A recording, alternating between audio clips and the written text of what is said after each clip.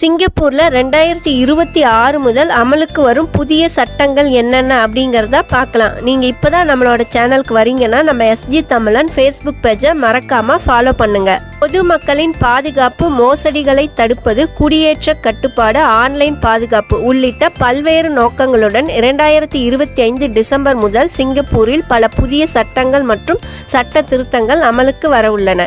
December 30 முதல் அமலுக்கு வரும் புதிய சட்டங்கள். சிங்கப்பூரில் இனி சிறிய குற்றமாக இருந்தாலும் தப்பிக்க முடியாது. அதன்படி மோசடி, திருட்டு, அவமதிப்பு உள்ளிட்ட குற்றங்களுக்கு 6 பிரம்படிகள் என்ற தண்டனை கட்டாயமாகிறது. அதுவே குற்றத்தின் தீவிரத்தை பொறுத்து 6 பிரம்படிகள் என்பதை 24 பிரம்படிகளாக அதிகரிக்க வாய்ப்புண்டு. குற்றத்தை பொறுத்து தண்டனைகள் வழங்கப்படும். தண்டனை விவரங்கள் என்னன்னு பார்த்தீங்கன்னா, அதிகபட்சம் $10,000 வரை அபராதம் விதிக்கப்படலாம் அல்லது 6 மாதங்கள் முதல் 12 மாதங்கள் வரை சிறை தண்டனை விதிக்கப்படலாம். வெளிநாட்டவர்களுக்கு கூடுதல் நடவடிக்கை எடுக்கப்படும். ஒர்க் பர்மிட் அல்லது விசா உடனடியாக ரத்து செய்யப்படும்.